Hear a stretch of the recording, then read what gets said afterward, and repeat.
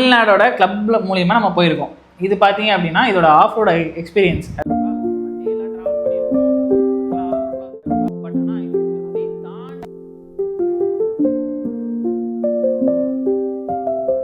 ஆமா, அடுத்த நாள் காலையில அதான் காலையில நேரமே வேற வச்சு விட்டாங்க, தூக்கமே எல்லாம் பண்ணி விட்டாங்க கடைசியில. ஆமா, காலையில நேரமே எந்திரிச்சு 6 மணிக்கெல்லாம் சொன்ன மாதிரி. ஆனா காலையில சீக்கிரம் ஸ்டார்ட் பண்ணிட்டாங்க. ஆமா, சீக்கிரம் 6 மணிக்கு சொன்னாங்க. மேக்ஸிமம் 6:30 6:45 நம்ம கான்வாய் ஸ்டார்ட் பண்ணிட்டாங்க. சீக்கிரம் ஸ்டார்ட் பண்ணிட்டாங்க. அதுல இவங்க கொஞ்சம் லேட்டா இருந்துச்சாங்க. நான் ஃபர்ஸ்ட் நேரத்துல எந்திரிச்சிட்டேன். சன்செட்டுக்காக போயிருந்தேன், சன்ரைஸ்க்காக போயிருந்தேன். பெருசா பார்க்க முடியல, ஏன்னா எங்க ரெசார்ட் ரிசப்ஷன்லாம் ஆகும் பிரம்மாண்டமா இருக்கு, சூப்பர் வியூவா இருக்கு. ஆனா இந்த பக்கம் ஒண்ணுமே இல்லை. ஸோ அங்கிருந்து எத்தனை 4 மணிக்கு எந்திரிச்சேன். 4 மணிக்கு எந்திரிச்சு ரிசப்ஷன் போயிட்டு வந்துடலாம் சொல்லி ரிசப்ஷன் போறேன். மழை பெய்யுது, நல்லா தவளை சத்தம், அந்த மாதிரி நிறைய சத்தம். இங்க இருந்து கொஞ்சம் தூரம் நடக்கணும். அந்த நடக்கிற வழி நான் உண்மையாவே பயந்தா மேடிதான்.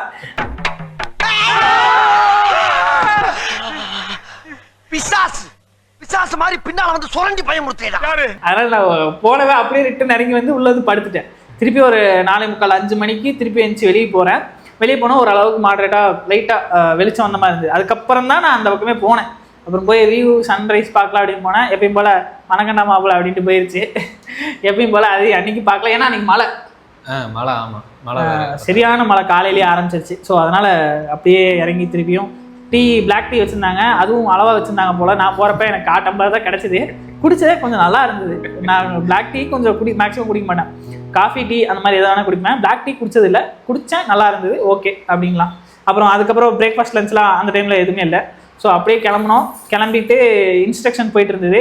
இன்ஸ்ட்ரக்ஷன் முடிஞ்சதும் இவங்க 2 பேரும் வந்துட்டாங்க. அப்படியே வண்டியில் ஏறி கிளம்பிட்டோம் கான்வாய்க்கு. ஸோ அந்த கான்வாயில் பார்த்தீங்கன்னா ஃபஸ்ட்டு 4x4 மட்டும் காலையில் 6 மணிக்கு ஸ்டார்ட் பண்ணணும் அப்படின்னு பிளான் பண்ணாங்க.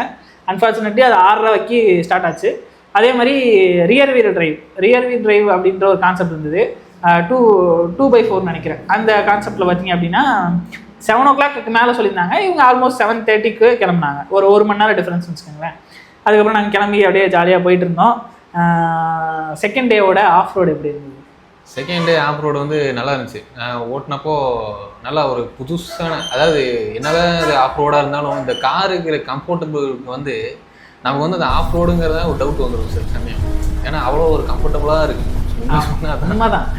அது என்னதான் ஆஃப் ரோடுனாலும் லைட்டாக ஏரியா இருக்குனாலும் அவ்வளோ கம்ஃபர்டபுளாக ஏரியா இருக்குது. அதான் ஒரு நல்ல விஷயம். அதே மாதிரி எல்லார் வண்டியும் மேக்ஸிமம் அடி அங்கே இங்கே அடி வாங்குச்சு. நாங்கள் முதல் நாளும் பார்த்தீங்க அப்படின்னா பார்த்து ஏற்றணும். நான் பாதி தூரம் ஓட்டினா, அதுக்கப்புறம் வினித் பாதி தூரம் ஓட்டினாப்புல, அதுக்கப்புறம் மணி பாதி ஃபுல்லாமே வரும்போது அவன் ஃபுல்லாக நைட்டு அன்டைம் ஆயிடுச்சு.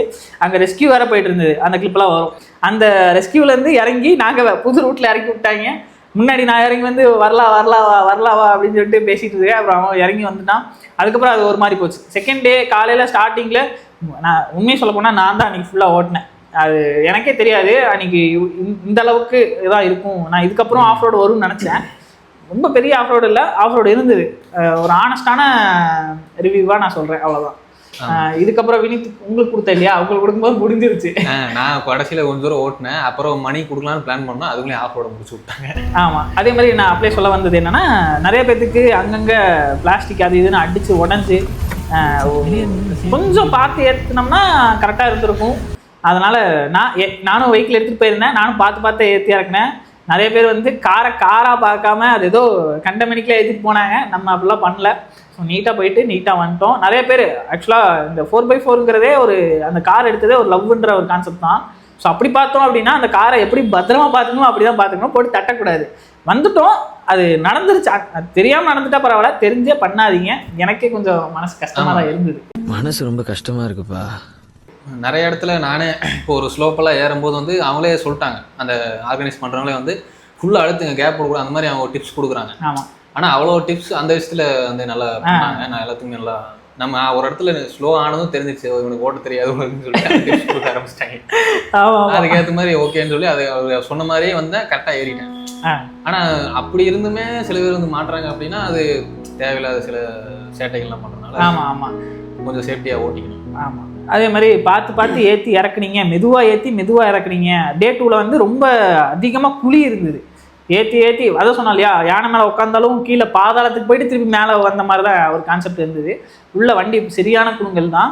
அப்படி கான்செப்ட்ல பாத்தீங்க அப்படின்னா மெதுவா ஏத்தி மெதுவா தான் இறக்கணும், எல்லாம் காட்டுத்தனமா விட்டு ஏத்தி இறக்கிட்டாங்க.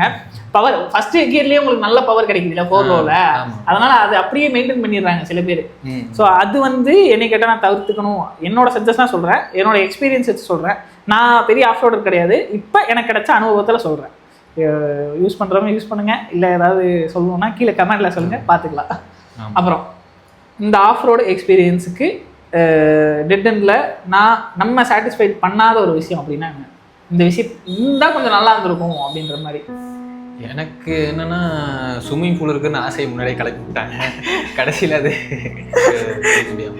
அதுதான் ஆஃப் ரோடு கேட்ட என்ன சொல்ல சொன்னா என்ன சொல்லிட்டு இருக்க என்னடையா ஆஃப் ரோடுக்கு வந்து அதான் ஃபர்ஸ்ட் டே ட்ரையல்னு சொல்லிட்டு ஒன்று கூப்பிட்டு போனாங்க. ஈவினிங் ஆரம்பிச்சு ஒரு கொஞ்ச நேரம் இருந்துச்சு, 2 3 மலை 3 மலை ஏறிட்டு திரும்ப ரிட்டர்ன் வந்துட்டோம். அது கொஞ்சம் சரி ட்ரையலு சொல்லிட்டப்போ செகண்ட் டேலாம் வந்து நம்ம கொஞ்சம் நல்லா இருக்கும், இன்னும் கொஞ்சம் லென்த்தா இருந்திருக்கும், அந்த எக்ஸ்பெக்டேஷன் இருந்திருக்கும். ஆனா இது வந்து கொஞ்சம் டக்குன்னு முடிஞ்சிட்ட மாதிரி. ஆமா